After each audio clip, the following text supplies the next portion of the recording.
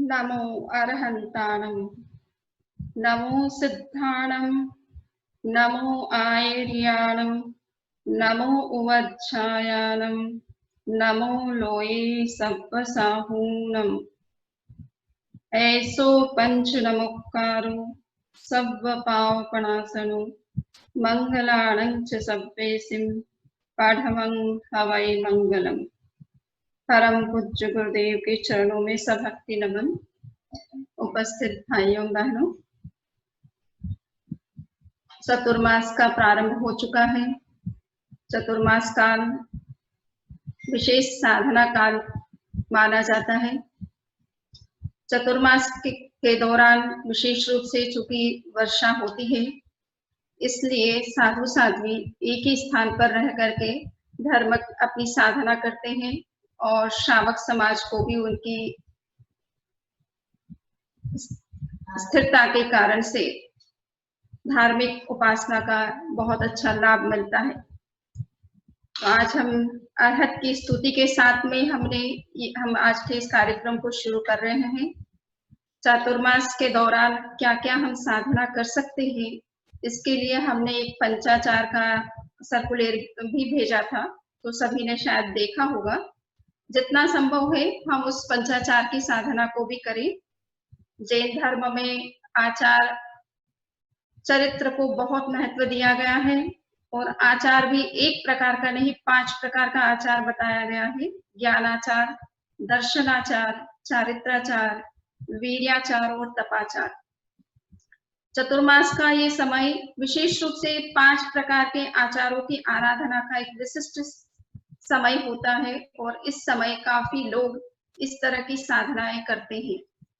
तो आपको भी हमने कुछ छोटे छोटे नियम पंचाचार के रूप में दिए हैं, तो जो भी करना चाहें तो वो कर सकते हैं। तो ये विशेष समय है जिससे हम अपने आप को अधिक से अधिक धर्ममय कैसे बनाएं, धर्म की आराधना में किस तरह से लगे रहें और अपनी आत्मशुद्धि के लिए हम क्या विशेष पुरुषार्थ कर सकते हैं। ये चतुर्मास का समय हमें इस चीज के लिए विशेष प्रेरणा देता है।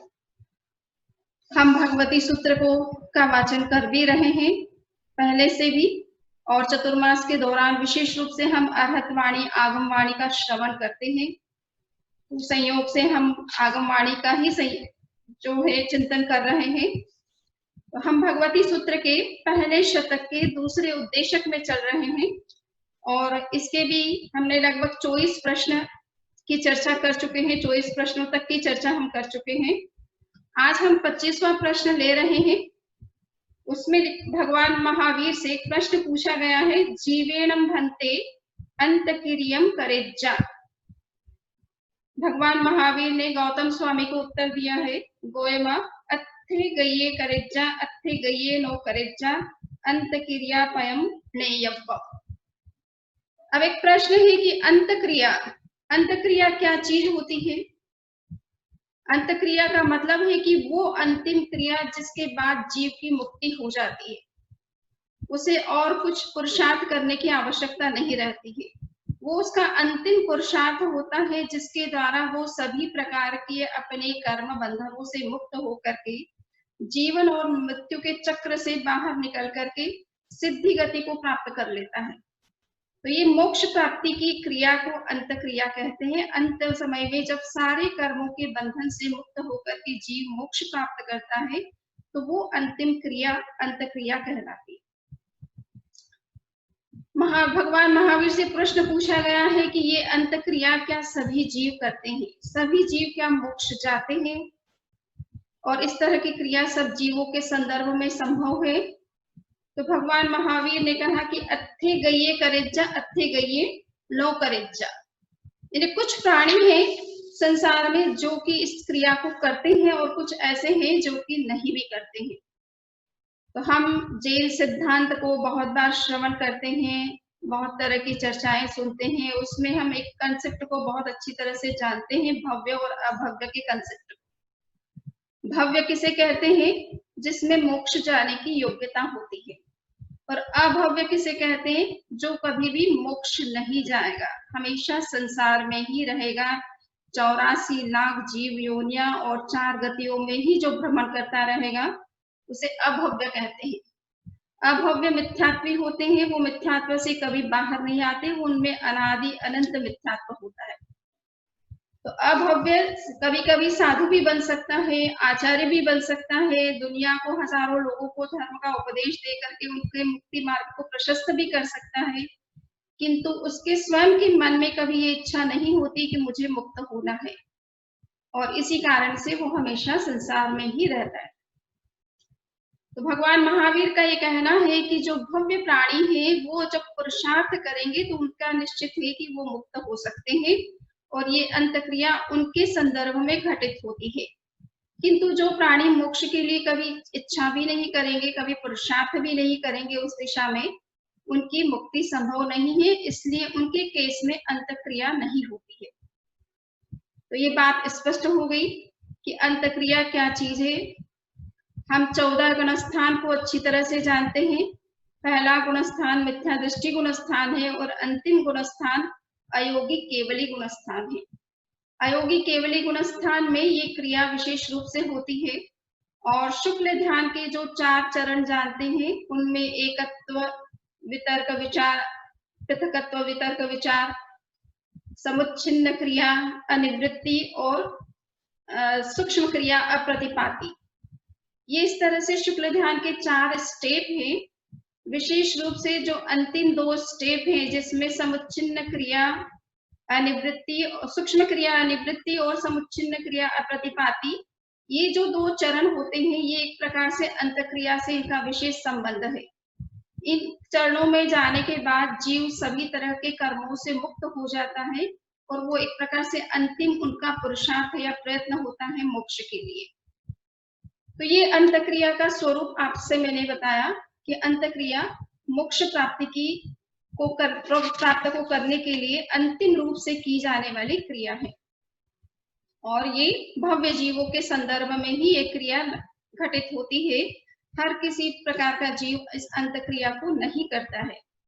भव्य में भी बहुत सारे ऐसे भव्य हो सकते हैं जिनकी कभी मुक्ति ना हो। क्यों? क्योंकि उनको इस तरह का एनवायरनमेंट या तो नहीं मिलता है, वो ऐसे किसी देश में पैदा होते हैं जहां उनको मुक्ति का कोई मार्ग बताने वाला नहीं होता है, इसलिए उन्हें इस मार्ग की जानकारी नहीं होती है, किस तरह से साधना की जाए, किस तरह से कर्म के बंधन से मुक्त हुआ जाए। तो वो इस चीज को चूंकि जानते नहीं है, इसलिए वो उस दिशा में कभी प्रयत्न भी नहीं करते हैं और अपना लक्ष्य भी गोल भी नहीं बनाते हैं। तो ऐसे भव्य जीव भी हो सकते हैं, उन्हें अभव्य संभव्य जीव कहा जाता है। यानी वो अभव्य की तरह भव्य होते हुए भी वो अभव्य की तरह उनका जीवन होता है, वो इस संसार में ही हमेशा रहते हैं, कभी मुक्त नहीं हो पाते। तो ये हमने पहले प्रश्न की चर्चा की है।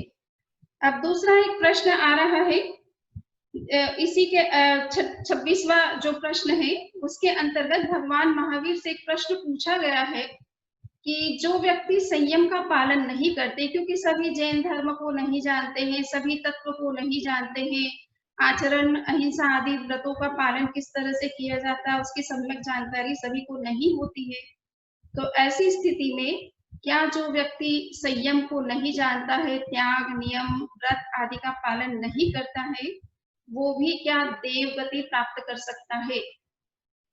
तो इसको कहते हैं असंयत भव्य द्रव्य देव की चर्चा। तो जो लोग संयम का पालन नहीं करते हैं किंतु जिनका जीवन अपने आप में अच्छा है, उनमें बहुत सहिष्णुता होती है, कभी कभी परिस्थितियां प्रतिकूल होती है फिर भी उनके मन में कोई प्रतिक्रिया नहीं होती है, बड़े शांत स्वभावी होते हैं, सरल स्वभावी होते हैं, मन में कोई छल कपट वगैरह कुछ नहीं होता है।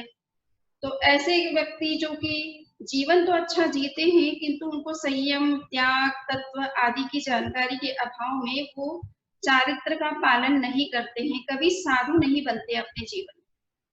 और कभी कभी कोई साधु बन भी जाता है किंतु साधु बनकर के भी साधु के आचार का सम्यक रूप से पालन नहीं करता है।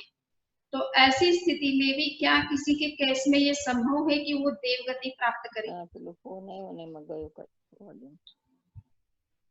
स्पष्ट हो रहा है? सुनाई दे रहा? सबको सुनाई दे रहा है ना?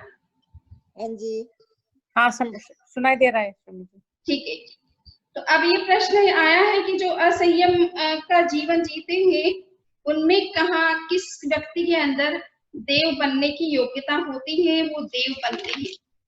तो इस संदर्भ में भगवान महावीर ने कहा है कि जो असंयत भव्य द्रव्य देव होते हैं, यानी जिन्होंने संयम का पालन नहीं किया है, जो कभी अपने जीवन में साधु नहीं बनते हैं, महाव्रतों का पालन नहीं भी करते हैं, किंतु संभव है कि वो भी देव बने। और ऐसी स्थिति में वो ज्यादा से ज्यादा भवनपति देव बन सकते हैं, और ऊपर में वैमानिक देवलोकों में अगर वो उत्पन्न होते हैं तो ग्रेवेयक, नो ग्रेवेयक सभी जानते हैं 26 देवलोक माने जाते हैं, और 26 देवलोकों में अंतिम जो 5 देवलोक है उनको अनुत्तर विमान कहा जाता है, किंतु उनसे नीचे 9 ऐसे देवलोक हैं जिनको नो ग्रेवेयक कहा जाता है। हमने लोक का स्वप्न देखा होगा, लोक का जो नक्शा देखते हैं आप हमेशा, और लोक के नक्शे में जो एक ग्रीवा का स्थान जो बताया जाता है, आप दिगंबर परंपरा को अगर विशेष रूप से देखें तो उसमें लोक के स्वरूप को जब कभी बताया जाता है तो पुरुष का एक आकार बताया जाता है कि किस तरह से पुरुषाकार में ये लोक सिचुएटेड है, स्थित है। और लोक में जब आप पुरुषाकार में जब आप लोक के स्वरूप को देखते हैं, समझते हैं, तो पुरुष का जो गर्दन है, गला है, उस हिस्से में जो स्वर्ग आते हैं उनको नो ग्रेवेयक कहा जाता है। तो जो व्यक्ति असंयमी है, साधु नहीं बने हैं, किंतु अपना उनका जीवन अपना अच्छा है, तो ऐसी स्थिति में वो देव बन सकते हैं। और ज्यादा कम से कम वो नीचे से नीचे अगर नीचे के देव बने तो भवनपति देवों में उनकी उत्पत्ति हो सकती है, और ऊपर के स्वर्ग में अगर वो पैदा होते हैं तो नौ ग्रेवेयक तक वो जा सकते हैं। तो ये आप समझ रहे हैं कि चाहे वो मिथ्यात्वी है, आपसे मैंने कहा कि अभव्य व्यक्ति जो है कभी कभी आचार्य भी बन जाता है, साधु भी बन जाता है, किंतु वस्तुतः उनके अंदर में संयम नहीं होता है।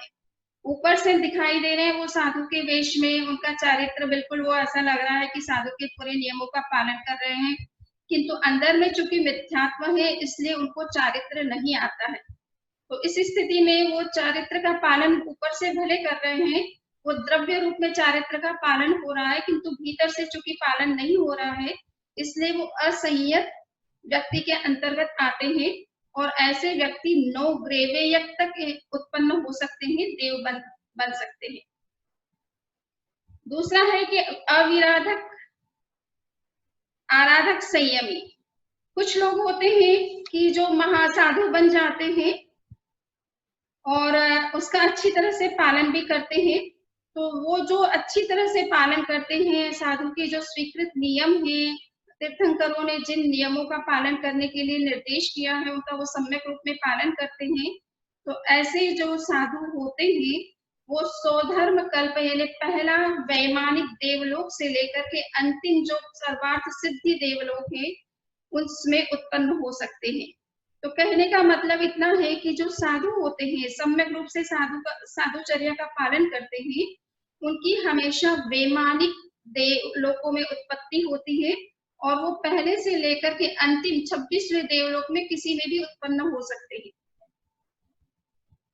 नेक्स्ट है कि विराधक जो होते हैं, कभी कभी साधु जीवन कुछ नियम गृहस्थ भी है, वो श्रावक के 12 व्रतों को स्वीकार कर लेता है या छोटे बड़े अनेक नियम ले लेता है कि मैं प्रतिदिन एक सामायिक करूंगा या अमुक चीज वर्ष जीवन में कभी नहीं खाऊंगा, या कुछ भी संकल्प इस तरह के त्याग या नियम अगर वो स्वीकार करते हैं किंतु उसका सही ढंग से अगर पालन करते हैं तो ऐसे साधक को, ऐसे गृहस्थ को अविराधक संयमी कहा जाता है।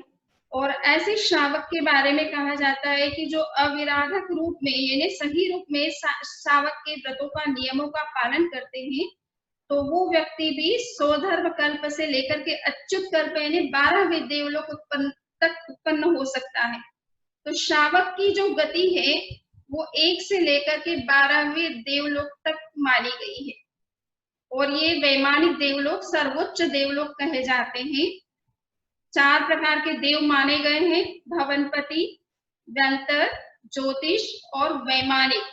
सो वैमानिक जो देवलोक माने गए हैं, स्वर्ग माने गए, ये सर्वोच्च कोटि के, उच्च कोटि के देवलोक माने जाते हैं। और श्रावक, यदि श्रावक धर्म का पालन करता है, 12 व्रतों को स्वीकार करता है, उसका सही ढंग से पालन करता है, तो उसकी उत्पत्ति इन 12 देवलोकों में हो सकती है। 12 से ऊपर 9 ग्रह आ जाते हैं, उसके ऊपर 5 अनुत्तर विमान आ जाते हैं, उसमें केवल साधु ही उत्पन्न हो सकते हैं। तो ये अविराधक जो होते हैं, गृहस्थ होते हुए भी, वो भी चाहे तो पहले से लेकर के 12वें देवलोक में उत्पन्न हो सकते हैं। हमारा लक्ष्य देवगति प्राप्त करना नहीं होना चाहिए, हमारा लक्ष्य कर्म निर्जरा या मोक्ष पाना ही होना चाहिए। उसी लक्ष्य से अगर हम कोई आचार या नियम का पालन करते हैं, तभी इस तरह के लाभ जीव को प्राप्त हो सकते हैं। तो देवगति पाना हमारा मूल लक्ष्य नहीं है, किंतु हमें ये देखना है कि हम जिन व्रतों का, नियमों का पालन करते हैं, तो उससे कम से कम दुर्गति का निवारण हो जाता है। धर्म किसे कहते हैं कि जो जीव को दुर्गति में जाने से बचाए, उसे धर्म कहा जाता है। वो आचरण जो जीव को दुर्गति में जाने से बचाए, उसके जीवन को ऊपर उठाए, उसे धर्म कहा जाता है। तो जो व्यक्ति धर्म की साधना करते हैं, उनका मूल लक्ष्य तो मोक्ष प्राप्ति ही होना चाहिए, किंतु अगर वो मुक्त नहीं होता है और उसका जीवन बड़ा संयम पूर्ण है, श्रावक के नियमों का सम्यक रूप से पालन करता है, अपने जीवन को बहुत अच्छा रखता है, किसी प्रकार का कोई गलत कर्म नहीं करता है, तो ऐसे व्यक्ति की मृत्यु के पश्चात इन 1 से लेकर के 12वें देवलोक में कहीं भी उसकी उत्पत्ति हो सकती है। ये डिपेंड करता है कि उसने अपने जीवन में धर्म का आचरण किस रूप में किया है और कितने पुण्य का अर्जन उसके कारण से हुआ है। तो पुण्य प्राप्ति हमारा लक्ष्य नहीं है, देवलोक प्राप्ति हमारा लक्ष्य नहीं है, क्योंकि ये भी सब सांसारिक अवस्थाएं हैं। यहाँ भी एक समय तक जीव रहता है और पुनः मनुष्य लोक में आता है, या कभी कभी तिर्यंच में चला जाता है, कभी कभी पृथ्वी, पानी और अग्नि के अंदर, जल के अंदर चला जाता है। तो इसलिए हमें इस तरह की कामना भी करके हमें धर्म की आराधना नहीं करनी चाहिए। हमारा लक्ष्य एकमात्र मोक्ष होना चाहिए। 10वें कालिक है, उसमें भगवान महावीर ने कहा, नन्नथ निर्जर अट्ठाए। मनुष्य को धर्म की आराधना मात्र निर्जरा के लक्ष्य से करनी चाहिए, कर्म मुक्ति के लक्ष्य से करनी चाहिए, इसके अलावा उसका कोई भी जीवन में गोल नहीं होना चाहिए। नेक्स्ट है कि जो व्यक्ति श्रावक के नियम का पालन करते हैं, नियम को स्वीकार करते हैं, किंतु उसका सम्यक रूप में पालन नहीं करते हैं, कभी कभी भूल से वो व्रत का भंग हो जाता है, नियम का भंग हो जाता है, कभी किसी परिस्थिति में वो नियम पालन नहीं हो पाता है, तो ऐसी स्थिति में अगर वो उसका प्रायश्चित नहीं करता है, उसका शोधन नहीं करता है और वापस अपने आप को उस व्रत में स्थापित नहीं करता है, तो उसे अविराधक माना जाता है। और अविराधक की जो गति है, वो भी फिर चूंकि संयम का उसने व्रत स्वीकार किए हैं, काफी कुछ उसने पालन किया है, किंतु कहीं कुछ दोष लग गया, किंतु उसका प्रायश्चित करके उसका शोधन नहीं किया और पुनः अपने आप को उस व्रत में स्थिर नहीं किया, तो ऐसे व्यक्ति की मृत्यु के पश्चात देवलोकों में, अगर देव के रूप में अगर उत्पत्ति होती है तो कहाँ हो सकती है, तो इसके बारे में कहा गया है कि वो या तो भवनपति देव में पैदा हो सकता है, या ज्योतिष ऊपर में अगर वो पैदा होता है तो भवनपति से लेकर के ज्योतिष देवों में वो उत्पन्न हो सकता है, अर्थात उसकी भवनपति में भी उत्पत्ति हो सकती है, व्यंतर में भी हो सकती है और ज्योतिषी देवों में भी उनकी उत्पत्ति हो सकती है। तो ये एक है कि हमें ये ध्यान देना है कि थोड़ा सा भी अगर कहीं हमारे आचार में हमने जो भी नियम लिए हैं, व्रत स्वीकार किए हैं, उसमें हमें पूरी सावधानी बरतने की आवश्यकता है, पूरे जागरूक रहने की आवश्यकता है। और कभी किसी भी व्रत में अगर हमें लगता है कि हमने स्वीकार किया था, ये नियम लिया था, किंतु उसका सही ढंग से हम पालन नहीं कर पाए हैं, तो उसका प्रायश्चित करके शोधन कर लेना चाहिए और बने वहां तक किसी भी रूप में, किसी भी तरीके से अविराधक की कोटि में नहीं आना चाहिए। अब है कि जो असंगी जीव होते हैं, हम मनुष्य हैं, हम संगी हैं। संगी का मतलब होता है जिनमें मानसिक विकास होता है, जिनके अंदर माइंड होता है, थिंकिंग पावर होती है, किंतु संसार में सभी जीवों के पास में मानसिक विकास, माइंड का डेवलपमेंट नहीं होता है, सभी लोग सोचने में समर्थ नहीं होते हैं। तो अब ऐसे जीव जिनके अंदर मन का विकास नहीं होता है, ऐसे कौन से जीव हैं? एक इंद्रिय से लेकर के समूर्चिम तिर्यंच पंचेंद्रिय तक के जो मनुष्य जीव होते हैं वो सभी असंगी होते हैं, उनमें मानसिक विकास नहीं होता है। एक इंद्रिय जीव असंगी होते हैं, 2 इंद्रिय वाले जीवों में भी मानसिक विकास नहीं होता है, 3 इंद्रिय वाले प्राणियों में भी मन का विकास नहीं होता है, 4 इंद्रिय वाले प्राणी भी असंगी होते हैं, और तिर्यंच पंचेंद्रिय में 2 तरह के जीव होते हैं, एक समूर्छिम होते हैं और एक होता है गर्भज। हम जितने भी गाय, भैंस, कुत्ते, बिल्ली, बंदर आदि और पक्षियों को देखते हैं, ये प्राय करके अंडों से पैदा होते हैं या अपनी मदर से पैदा होते हैं।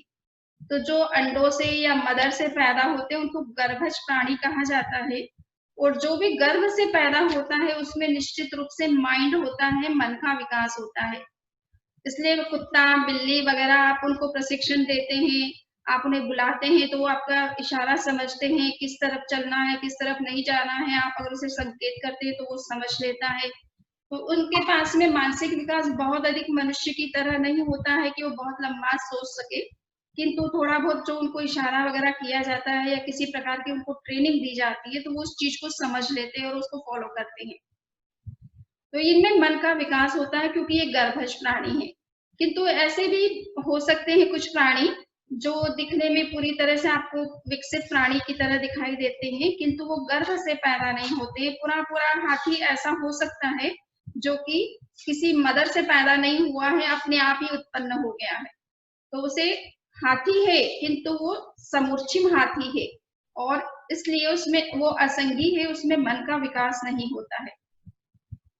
तो ऐसे कई प्राणी भी हो सकते हैं कि जो तिर्यंच पंचेंद्रिय हैं, किंतु वो किसी की माता से पैदा नहीं हुए या किसी अंडे से पैदा नहीं हुए हैं, और इसलिए वो असंगी होने के कारण से असंगी जीवों की कैटेगरी में आते हैं। तो अब प्रश्न यहाँ पर ये आ रहा है कि जिनके अंदर मन का विकास नहीं है, वो धर्म के स्वरूप को भी कभी नहीं समझ पाएगा और उसका जिस रूप में पालन करना चाहिए नहीं कर पाएगा। तो अनंत अनंत ऐसे जीवों की संख्या है जो कि जिनके अंदर मन का विकास नहीं है, तो क्या उनकी उत्पत्ति हो सकती है देवलोकों के अंतर्गत? तो यहाँ पर बताया है कि जो असंगी जीव होते हैं वो भी बड़ा कष्ट सहन करते हैं। आप देखेंगे कुत्ता है, बिल्ली है वगैरह है, अन्य एक इंद्रिय से लेकर के 5 इंद्रिय तक के जितने भी जीव हैं उनमें भी कई जीव जो हैं बड़ा कष्ट सहन करते हैं। इन योनियों में रहकर के उन्हें बहुत प्रकार के कष्ट मिलते हैं। सर्दी का कष्ट है, गर्मी का कष्ट है, भूख का कष्ट है, कभी कोई उनको मारता है, और मान लीजिए जो स्लॉटर हाउसेस होते हैं उनमें उनको उनका कत्ल किया जाता है। तो ये सब इस तरह के उन कष्टों को वो बहुत बार अपने लाइफ में सहन करते हैं, बहुत इस तरह के कष्टों से गुजरते हैं, और वो समता से बड़े दुखी भले होते हैं अंदर में, किंतु अंदर में कोई द्वेष भाव नहीं रखते किसी के प्रति। उन सब परिस्थितियों से गुजरते रहते हैं, तो उन कष्टों को सहन करने के कारण से भी उनकी इतनी निर्जना हो सकती है और इतना पुण्य का अर्जन हो सकता है कि वो भवनपति देव बन सकते हैं, और उससे ऊपर मानवंतर यानी मंतर जाति के जो देव होते हैं वो बन सकते हैं।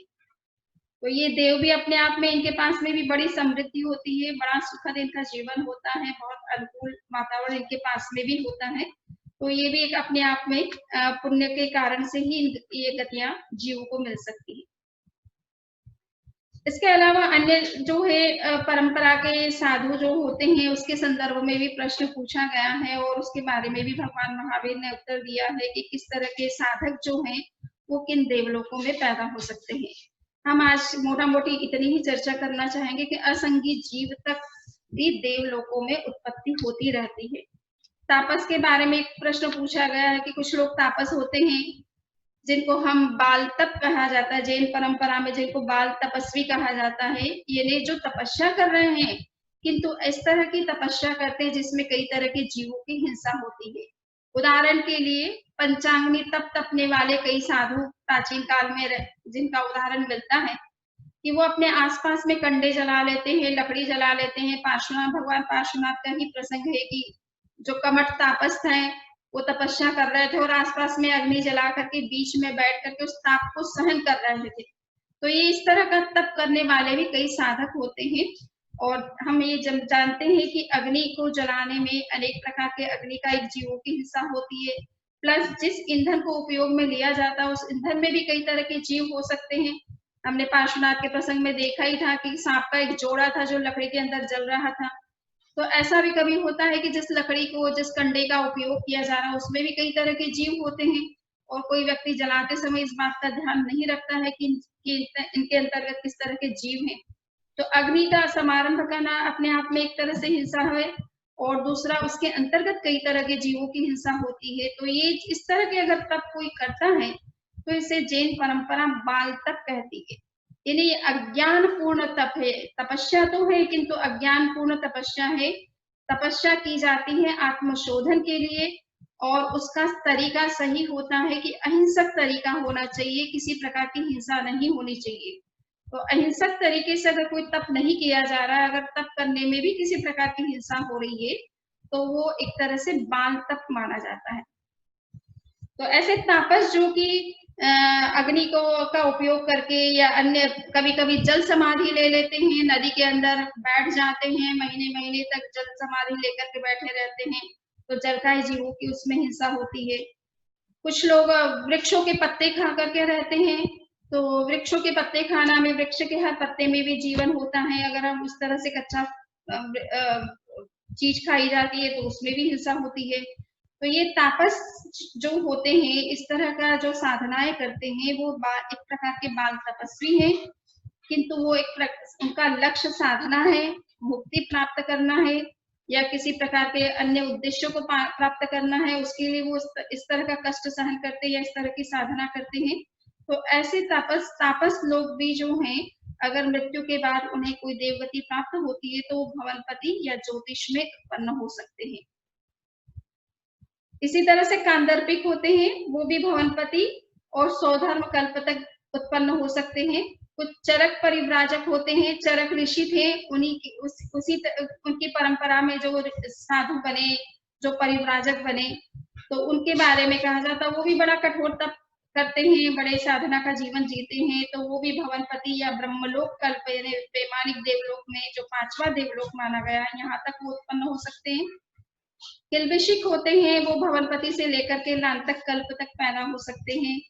अब है तिर्यंच जो प्राणी होते हैं, तो वो तिर्यंच प्राणी भी जो है वो कभी कभी उनमें भी कुछ लोग श्रावक धर्म का पालन करते हैं। श्रावकों के 12 जो व्रत होते हैं उनमें से जितने व्रत उनको याद है या वो 12 व्रत उन्होंने स्वीकार किए थे अपने पास्ट लाइफ में, और अगर उनको किसी कारण से पूर्व जन्म की स्मृति हो जाती, उन व्रतों की स्मृति हो जाती, उन व्रतों के स्वरूप का ज्ञान हो जाता है, तो वो तिर्यंच अवस्था में रह करके भी उन व्रतों का पालन कर सकते हैं। तो करते हैं कई जीव। आपने अगर भगवान महावीर के समय का एक प्रसंग सुना है, नंदन मणिहारी की कथा सुनी होगी। एक ज्वेलर थे जिनका नाम था नंदन, और वो भगवान महावीर के बड़े उपासक थे और बहुत सारा दान पुण्य भी किया करते थे।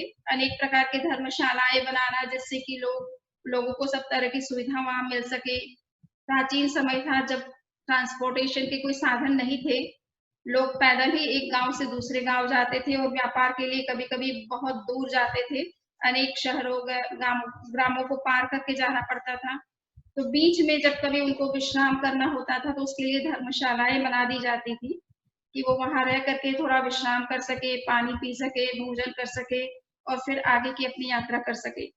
तो ऐसे नंदन सेठ ने भी अपने समय इस तरह के अनेक धर्मशालाएं बनाने का काम किया था और विशेष रूप से कहा जाता है कि उन्होंने अपने शहर में एक बनाया था, पूरा उपवन धर्मशाला का बनाया और एक उपवन जैसा पूरा एनवायरनमेंट वहां क्रिएट किया था।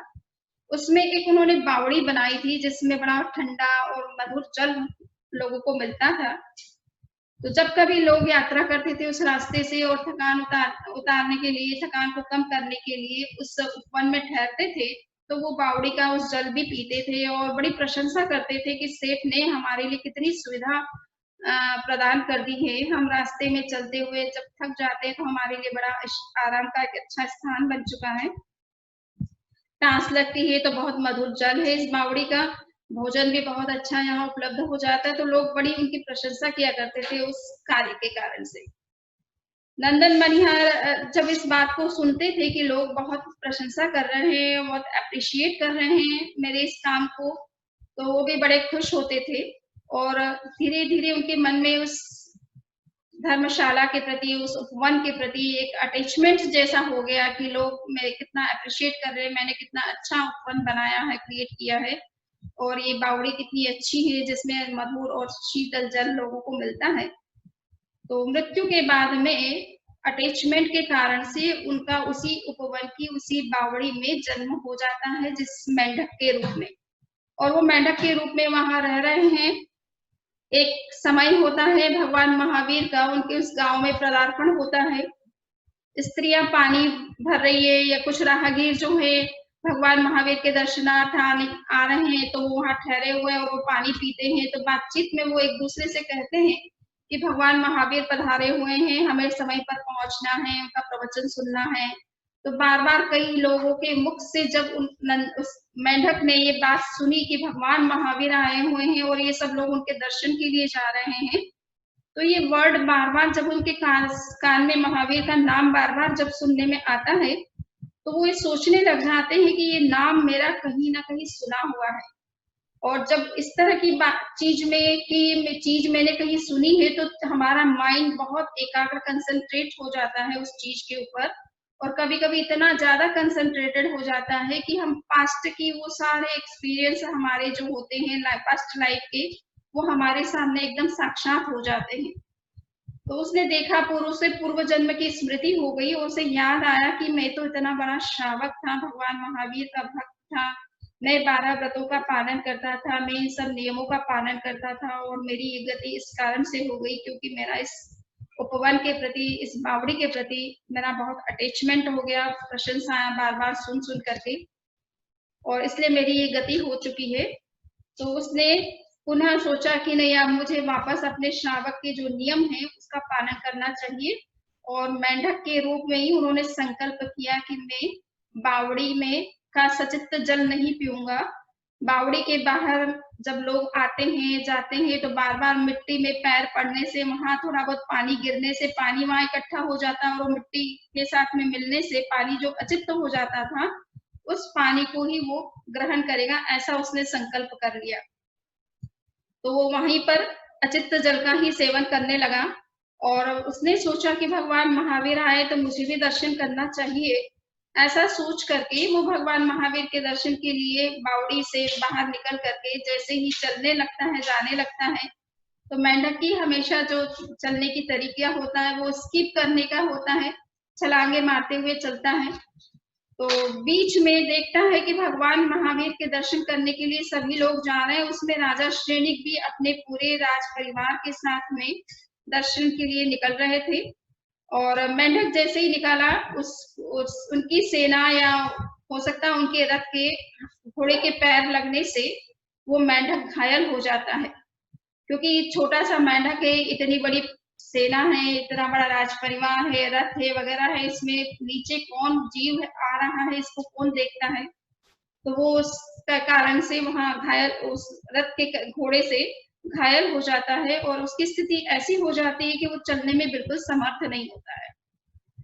फिर भी जैसे तैसे उसने सेना निकल जाती है, उसने देखा कि अब मेरी स्थिति ऐसी नहीं है कि मैं भगवान महावीर तक पहुंच पाऊंगा और उनके दर्शन कर पाऊंगा, किंतु अब मुझे लास्ट समय नजर आ रहा है, अब इससे ज्यादा जीवन मेरा जीवन अब ज्यादा नहीं रहा है। तो उसने हल्के से अपनी शरीर को जैसे भी जिस भी स्थिति में था उसमें धीरे धीरे साइड में रह चला गया, और साइड में जा करके उसने संधारा अनशन स्वीकार किया कि यावत जीवन मुझे 4 आहार पानी का त्याग है।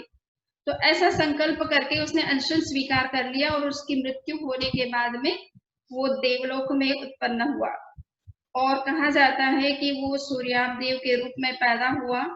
बहुत समृद्धि और सिद्धि वाला एक देव। महार्दिक देवों में भी 2 कैटेगरी के देव होते हैं, कुछ देवों के पास में बहुत रिद्धि सिद्धि होती है और कुछ देवों के पास में बहुत कम होती है।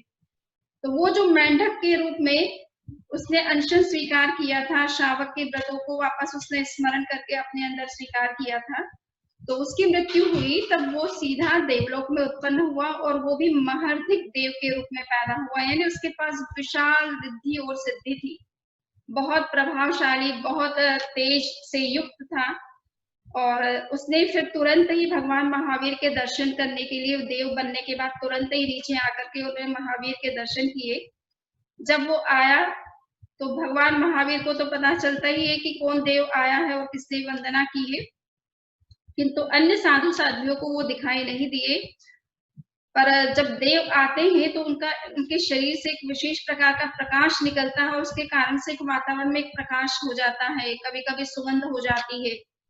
तो इसको देख करके गौतम स्वामी ने पूछा कि भगवान, आपके अभी जिस भी देव ने दर्शन किए वो कौन था और किस कारण से आया था और उसके पास इतनी रिद्धि सिद्धि कैसे थी। तो भगवान महावीर ने बताया कि ये नंदन मणिहारा हमारा श्रावक था जो मेंढक बन गया था और अभी इस स्थिति में उसकी मृत्यु हुई है और वो देव बना है और देव बन करके मेरे दर्शन के लिए नीचे आया है। तो ये आप समझ रहे हैं कि तिर्यंच भी जो है वो संयम की, व्रतों की, श्रावक के व्रतों का पालन कर लेते हैं और पुनः श्रावक बन जाते हैं। अपने पास्ट जीवन की जब उनको स्मृति होती है, उन व्रतों की स्मृति होती है, तो वो उसे स्वीकार करके उसी तरह का जीवन जीना शुरू कर देते हैं, चाहे वो तिर्यंच के कैटेगरी में क्यों ना हो, कुत्ता हो, चाहे बिल्ली हो, चाहे हाथी हो, चाहे गाय हो, चाहे भैंस हो। उन्हें जब याद आ जाता है कि मैं श्रावक रहा हूँ और मुझे ये व्रत मैंने स्वीकार किए हैं और वापस मैं इन व्रतों का पालन करना चाहता हूँ, तो वो उसी पशु योनि में रहते हुए ही उन व्रतों का पालन करना शुरू कर देते हैं। और कभी कभी उनकी गति जो है देवगति के रूप में जब होती है तो वो भवनपति से लेकर के सहस्रार कल्प तक, जो कि 12वां देवलोक है, वहां तक चला जाता है। तो ये आप देख रहे हैं कि तिर्यंच की भी देवगति हो सकती है। आजीवक होते हैं। गौशालक का नाम अगर आपने सुना है तो नियतिवादी बहुत बड़े एक दार्शनिक हुए हैं जिनको गौशालक कहा जाता है और ये आजीवक संप्रदाय के तीसरे आचार्य बने थे। इनका मूल सिद्धांत यही था कि सब चीजें प्रीडेस्टाइंड है, हम अगर कुछ भी पुरुषार्थ करते हैं तो उस पुरुषार्थ से कुछ होता जाता नहीं है, जो कुछ होना है वो पहले से नियति ने फिक्स कर रखा है। तो इस तरह का जो सिद्धांत मानते थे वो आजीवक संप्रदाय के लोग थे। तो भगवान महावीर ने कहा कि आजीवक संप्रदाय के लोग भी साधु या सन्यासी के रूप में साधना करते हैं और वो भी भवनपति से लेकर अच्युत कल्प यानी 5वें देवलोक तक उत्पन्न हो सकते हैं। इसी तरह से कुछ आधियोगिक होते हैं, कुछ दर्शन भ्रष्ट सलिंगी होते हैं, अर्थात जैन साधु बने हैं किंतु मिथ्यात्वी बन गए हैं। कभी कभी साधु बन करके भी मिथ्यात्वी बन जाते हैं, श्रावक होकर के भी मिथ्यात्वी हो जाते हैं और मिथ्यात्व का कारण बनता है कभी कभी दूसरे संप्रदायों की मान्यताओं को ज्यादा अच्छा समझ बैठते हैं और अपने सिद्धांतों में उन्हें शंका होने लग जाती है। तो ऐसे कई लोग होते हैं, तो उसमें साधु भी इस तरह के हो सकते हैं जो कि अपने सिद्धांतों से डेविएट कर जाते हैं, उसमें उनको शंका पैदा हो जाती है, वो उसको मान्य नहीं करते हैं और किसी और परंपरा को फॉलो करने लग जाते हैं। तो अपने संप्रदाय में रहते रहते उनकी जब मान्यताएं बदल जाती हैं तो वो दर्शन भ्रष्ट सलिंगी कहलाते हैं और ऐसे साधु की मृत्यु होने के पश्चात भी वो देवलोक में अगर पैदा होते हैं तो भवनपति से लेकर के ग्रेवेयक तक 9 ग्रेवेयक तक पैदा हो सकते हैं। तो ये आपको मोटा मोटी मैंने आपको बताया कि भगवान महावीर ने असंयम का जीवन जीने वाले और इवन कभी कभी मिथ्यात्वी होते हुए या असंगी होते हुए या तिर्यंच होते हुए भी उनकी देवगति होती है और किस रूप में हो सकती है, इसकी चर्चा उन्होंने भगवती सूत्र के इस 26वें सूत्र में की है, जो कि पहले अध्याय के दूसरे उद्देश्य का 26वां सूत्र है। अब एक प्रश्न आता है कि भगवान जितना भी मनुष्य कर्म करता है उस कर्म का फल जो है वो स्वयं वेदन करता है या कोई फल उसको दूसरा देता है। तो इस विषय में हमने पहले शायद संदर्भवश एक चर्चा की थी कि मनुष्य जो भी कर्म करता है वो स्वयं अपनी इच्छा से करता है, उसे कोई जबरदस्ती करने के लिए नहीं कहता है। हाँ, हो सकता है कि कभी कभी हमारी कोई जिस तरह के हम जीवन जीते हैं उसमें कहीं हमारी कोई विवशता हो सकती है जॉब इस तरह का है इसलिए हमें करना पड़ सकता है, गृहस्थ जीवन है इसलिए करना पड़ सकता है। तो ये विवशता मनुष्य के साथ जुड़ी हुई होती है, किंतु वो विवशता भी उसने अपनी इच्छा से स्वीकार की है। इसलिए जो कुछ करता है उसका फल भोग करना उसके लिए अनिवार्य भी हो जाता है और उस फल भोग के लिए वो ही उत्तरदायी भी होता है। तो प्रश्न ये होता है कि जो मनुष्य कर्म करता है उस कर्मों का फल भोग वो स्वयं करता है, और करता है तो इसको हम क्या माने? ये जीव की अपनी स्वतंत्र इच्छा है, वो स्वयं ऐसा करता है, या कोई उसे विवश करता है? तो अब प्रश्न के संदर्भ में भगवान महावीर ने एक बात कही है जिसे हम आत्म पुरुषार्थवाद का सिद्धांत कहते हैं।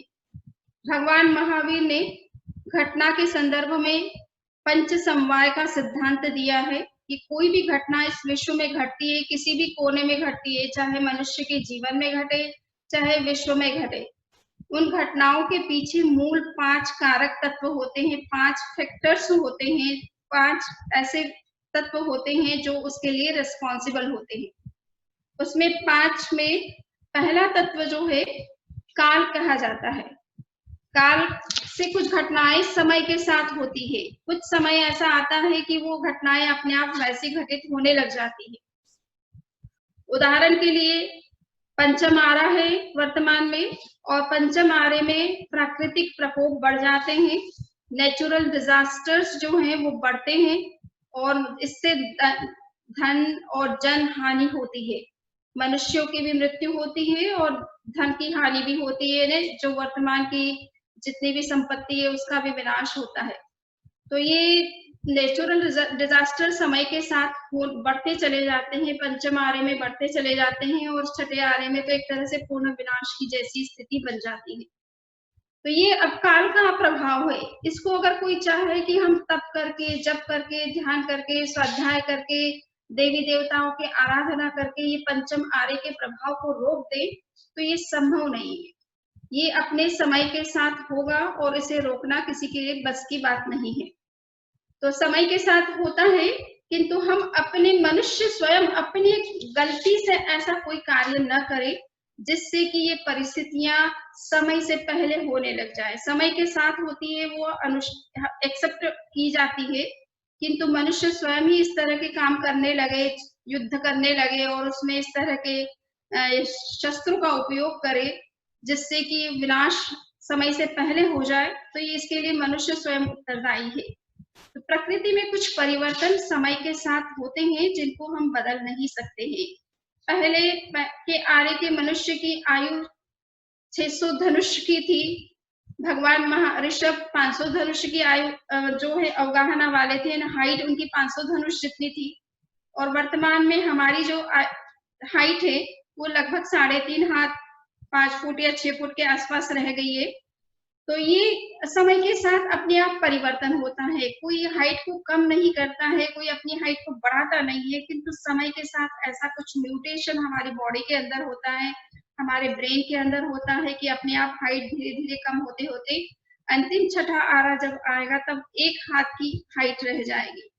तो ये हाइट में चेंजेस आना, पदार्थों की क्वालिटी में चेंजेस आना, समय पर नेचुरल डिजास्टर्स का बढ़ जाना, इस तरह के जन धन की हानि होना, ये कुछ नेचर में अपने आप इस तरह के रूल्स बने हुए हैं, और उस काल चक्र के साथ वो रूल्स अपने आप अप्लाई करते हैं और वो चीजें घटने लग जाती है। तो काल घटनाओं का एक कारण बनता है। दूसरा कारण है स्वभाव। स्वभाव के द्वारा भी कुछ चीजें निश्चित होती है। आप आम का बीज बोते हैं तो आपको आम के फल मिलते हैं, और यदि आप मौसमी का बीज बोते हैं तो मौसमी का फल मिलता है। किंतु कोई मनुष्य ये चाहे कि नहीं मुझे तो गर्मी का मौसम है, आम नहीं, मुझे तो मौसमी चाहिए, और बीज आम का बोता है तो उसको मौसमी का फल नहीं मिल सकता है, क्योंकि आम के बीज में मौसमी के फल को पैदा करने का स्वभाव नहीं है, उसमें वो क्वालिटी नहीं है, वो पोटेंशियल नहीं है जिससे कि वो फल पैदा हो सके। तो बहुत सारी चीजें इस आधार पर डिटरमिन की जाती है कि उस पदार्थ का नेचर कैसा है, उसमें जो क्वालिटी होगी, जो पोटेंशियल होगा, उसी तरह का वो आउटपुट दे सकता है। उससे डिफरेंट आपको आउटपुट चाहिए, प्रोडक्ट चाहिए, तो वो नहीं पॉसिबल हो सकता है। तो ये काल के बाद में स्वभाव। दूसरा तीसरा जो तत्व है वो कर्म है। मनुष्य कर्म करता है तो बहुत सारे मनुष्य के जीवन में जो सुख दुख आते हैं, उतार चढ़ाव आते हैं, अनुकूल प्रतिकूल परिस्थितियां बनती हैं, और कभी-कभी व्यक्ति बहुत अच्छा है किंतु फिर भी परिस्थितियां उसके अनुकूल नहीं होती है, प्रतिकूल चलती रहती है, जीवन भर उसका जो है दुखमय कष्टमय अभाव में बीतता है। तो इसके पीछे बहुत बड़ा कारण उसके अपने अशुभ कर्म होते हैं। तो वर्तमान में वो कर्म जब उदय में आते हैं, प्रभाव में आते हैं, इफेक्ट अपना दिखाते हैं, अपना रिजल्ट दिखाते हैं, तो उसके कारण से जीव की ये स्थिति बनती चली जाती है। तो ये कर्म भी बहुत बड़ा फैक्टर है। यद्यपि ये कर्म हमने स्वयं ने किए हैं, अपने अज्ञान के कारण से किए हैं, अपनी विवशता के कारण से किए, किसी के दबाव में आकर के किए हैं या स्वेच्छा से किए हैं। जो भी कारण बना हो, उन कारणों के कारण से जो हमने अशुभ कर्मों का अर्जन किया है, वो कर्म अपना समय आने पर अपना प्रभाव दिखाए बिना नहीं रहते हैं, और उस प्रभाव का परिणाम स्वरूप मनुष्य जो है सुख दुख का अनुभव करता है या अनुकूल प्रतिकूल वातावरण उसको मिलता है। चौथा कारण जो माना गया है वो है नियति। नियति किसे कहते हैं? आचार्य श्री महाप्रज्ञ जी नियति का को डिफाइन करते हुए कहते थे कि ये एक प्रकार का यूनिवर्सल लॉ है। यूनिवर्सल लॉ जो कि हमेशा और हर युग में हर स्थान पर लागू होता है, जिस लॉ को हम कभी चेंज नहीं कर सकते हैं। उदाहरण के लिए कि जिस व्यक्ति का जन्म हुआ उसकी निश्चित रूप से मृत्यु होगी। कोई ये चाहे कि नहीं मैं अमर बन जाऊं, और अमरता का कई लोगों ने ख्वाब देखते भी हैं। वर्तमान में भी जो है कुछ लोग साइंटिस्ट इस दिशा में प्रयास कर रहे हैं कि मनुष्य अमर बन जाए। तो ये अमरता का कंसेप्ट जो है प्राचीन काल से चला आ रहा है। आपने अगर हिंदू परंपरा का अध्ययन किया है, देव और असुर संग्राम को देखा है, देव और असुरों के बीच में बहुत संघर्ष चलता है, और विशेष रूप से असुरों के अंदर एक ख्वाब था कि वो अमर बनना चाहते थे और सारी सृष्टि पर अपना एक छत्र अधिकार चाहते थे, और इसके कारण से उनका देवताओं के साथ संघर्ष चलता रहता था। तो ये जो कहते हैं कि कोई भी अमर बनना चाहे किंतु कभी भी ऐसा संभव नहीं है। चाहे देवताओं ने कितना ही तप किया, हजारों हजारों वर्षों तक तप किया असुरों ने, किंतु वो अमर नहीं बन पाए। इसका कारण ये है कि जन्म के साथ मृत्यु निश्चित है, इसको कभी कोई टाल नहीं सका है, और न आगे भविष्य में ये संभव होगा। किंतु हो सकता है कोई कोशिश करे तो अपने लाइफ को प्रोलॉन्ग कर सकता है, योग के द्वारा, साधना के द्वारा, अन्य किसी उपाय के द्वारा लॉन्जेटिविटी को बढ़ा सकता है। चाइना में और जापान में योगा के प्रति, मेडिटेशन के प्रति लोगों का क्रेज इसीलिए है कि वो लॉन्जेटिविटी चाहते हैं, वो अपने लाइफ को बहुत प्रोलॉन्ग करना चाहते हैं, लंबा जीना चाहते हैं, और हो सकते हैं तो अमर बनना चाहते हैं। तो ये वो उनका ख्वाब कितना भी हो, किंतु ये एक नियम सा ही है कि जन्म के साथ मृत्यु का एक निश्चित संबंध बना हुआ है। तो जो भी जन्म लेगा उसकी मृत्यु देर या सवेर, चाहे इच्छा मृत्यु का वरदान ही किसी को क्यों ना मिल जाए भीष्म पितामह की तरह, वो भी एक दिन ऐसा आएगा कि उसकी भी मृत्यु होगी। तो ये यूनिवर्सल जो लॉज होते हैं जिनको कोई चेंज नहीं कर सकता, जिसमें कोई पुरुषार्थ, कोई प्रयत्न, कोई तप, कोई जप, कोई ध्यान काम नहीं करता है, ऐसे जो फिक्स्ड यूनिवर्सल लॉज सृष्टि के जो बने हुए हैं उनको हम नियति कहते हैं, और उस नियति के अनुसार जो कुछ होना है सो होना ही है, आप उसे टाल नहीं सकते हैं। लास्ट जो कारण माना गया है पंच समवाय में वो है पुरुषार्थ, आत्म पुरुषार्थ। बहुत सारी घटनाएं मनुष्य के पुरुषार्थ या प्रयत्न से होती है। अगर मनुष्य उसके लिए कोई प्रयत्न नहीं करता है तो वो चीज उसे नहीं मिल सकती है। आपके सामने बहुत सारी अपॉर्चुनिटी हो सकती है, किंतु अगर आप उसके लिए कोई पुरुषार्थ नहीं करते, कोई एप्लीकेशन नहीं लगाते हैं, कोई उसके लिए आपको जो एजुकेशन हो या क्वालिफिकेशन आपके पास होना चाहिए वो अगर आप नहीं अर्जित करते हैं, तो आपके पास में अपॉर्चुनिटी होते हुए भी आप उसका लाभ नहीं ले सकते हैं।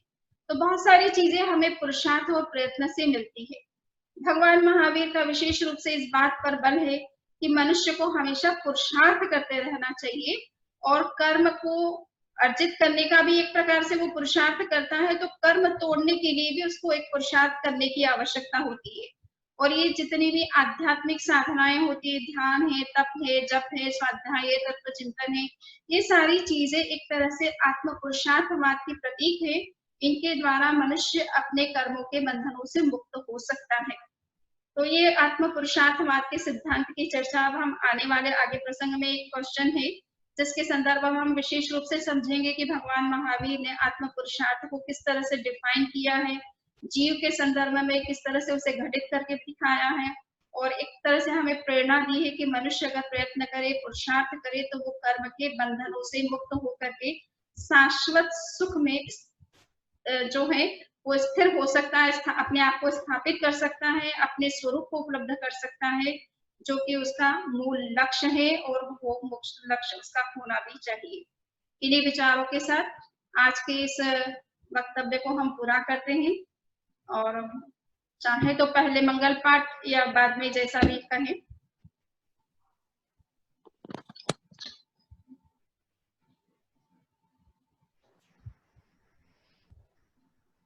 किसी के कोई प्रश्न है तो बात अलग है, और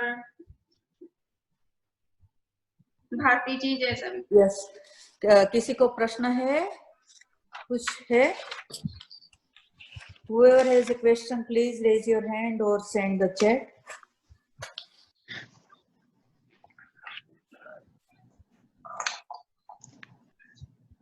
Anyone has a question? शमनी जी, मंदामी, अगर नियति निश्चित है तो जो लोग मानते हैं कि पुरुषार्थ तो वही होता है जब नियति में लिखा हो, वो सच है कि हम पुरुषार्थ करते हैं तो फिर जिंदगी बदल सकती है, वो सच है?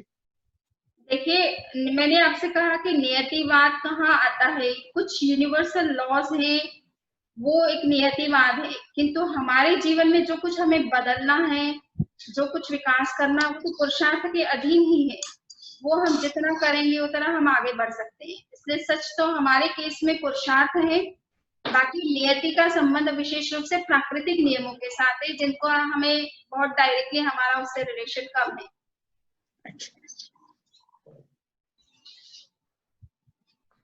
आज आप मंगल पाठ कर सकते हैं पहले, फिर हम लोग गी बोली करेंगे, शुरू करेंगे।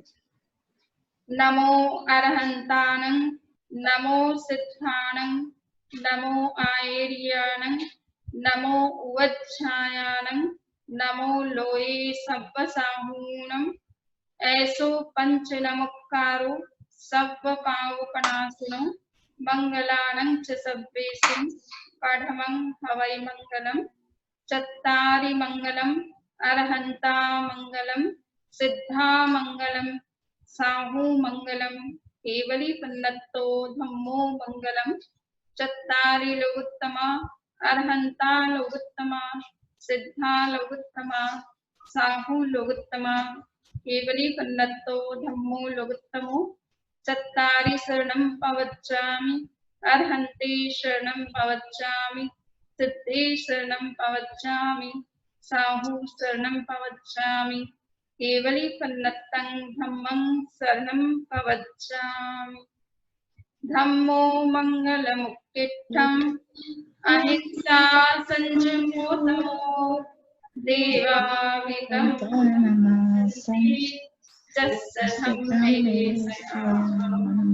चैत्ताहारं भाष्यं चक्रवर्ती महिषिको, सन्ति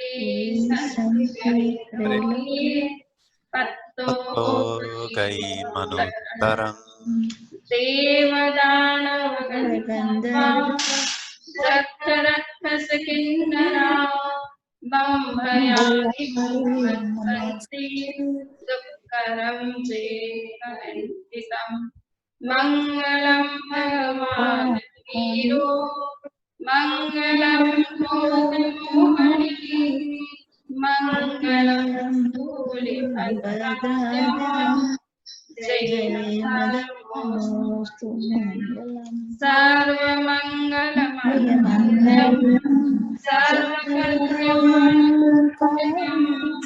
प्रधानं सर्वाणां, जय नमः। जय श्री साधनम। जैनं चेतुषासनं